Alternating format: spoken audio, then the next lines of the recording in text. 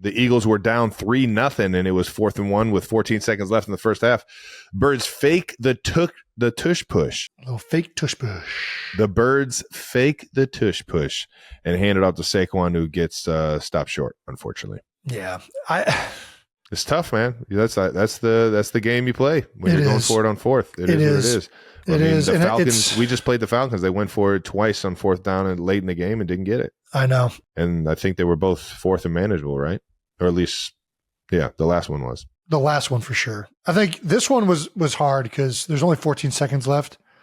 And you just wonder, like, even if you get it, you get like maybe one trigger situation from like the 10 or something like that, like where you have to throw it in the end zone. Is it worth the risk in that situation? The reason the 4th down decisions are being criticized because they haven't been working. That's the end of the day. They did work in 2022, and they helped us get to a Super Bowl. And Nick Sirianni, like, he has seen firsthand how much going for it on 4th down can help and improve your chances at winning a game. Obviously, when it's not working, it does the opposite. And these are the unfortunate circumstances you live by as a head coach making these decisions. It's hard. Yeah.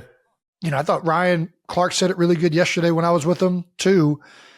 I like being the aggressor. I just do. I like kind of having the ball in my hands. I will say it feels right now that the points league-wide are down. Offenses are scoring less points. It feels like points are at a premium. So I don't know how that changes these analytical metrics on like a per season basis, right? Like we're only 3 weeks in, but across the league, people aren't putting up as many points. All of these games have been pretty low scoring. Maybe take some points and maybe that changes what these metrics are. But even the 4th and 1 with the fake little kind of QB sneak, people are like, that was against the analytics. The analytics, it was like 51.3% to 49%. Like, you ain't finding better odds than that on a roulette table, putting it on red. Like, it's still hold on now. Yeah, you know. Hold on now. You know. I know about the odds on the roulette table. So, like, the reality is, well, this one I get. This one, I think, with the way the time was, I think that they probably should have just, and also they got the ball coming out of half. So, like, when you compound the fact that we get it coming out of half, let's take the points. Let's get some momentum. I mean, easier said from where I'm at now that it didn't work, because I know what's going in Nick's head. What I think is, I haven't talked to him. Like, we ran that fake quarterback sneak handoff against Washington last year. I think it was Washington. And it ended up being an explosive, right? Because they sell out to try and stop the QB sneak. It didn't work. And I'm thinking in the back of my head, it's like, maybe we're not just converting here. Maybe he thinks that we'll sneak a touchdown out. We still have a timeout. We should at least get the first down. But with where the game was at that point, it's 3-0. You know it's low scoring. Take the points. It's even game. You get the ball coming out of halftime.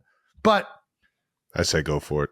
I love it. Gosh, see, this is why you're better than me. This is why you're better than me. This is why you're a better man. You say, screw it. I'm putting my nuts on the line. Gosh. I love it. I want fucking tutties, man. I don't want to fucking settle for 3 and then get the ball. Andy's been kicking a lot of field goals. Andy's been kicking a lot. Well, I'm not mad at that either.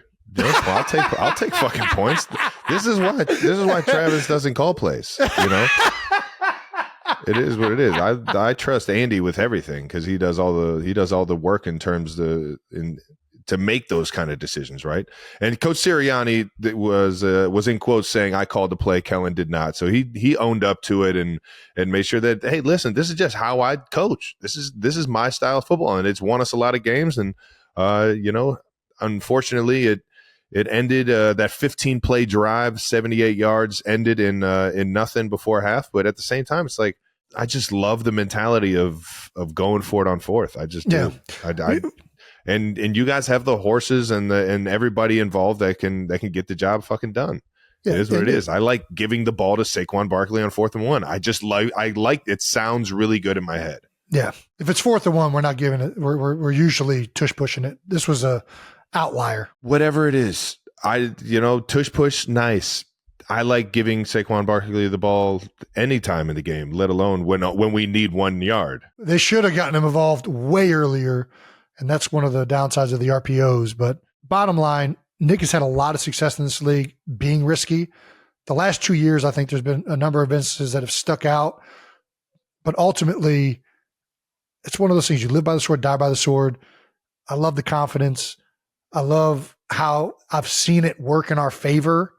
And I just think, I know Nick and I know how much time he puts into this.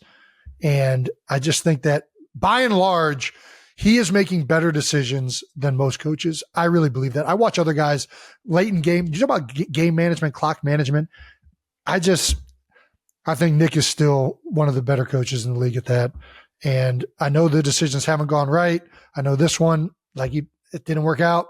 The one coming out of half didn't work out. Still found a way to win the football game, baby. I still got faith. I'm still riding with Nick.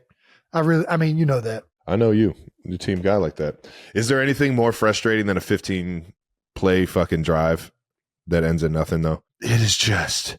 It's like a kick in the balls. It's just straight to the balls. Like, goddamn.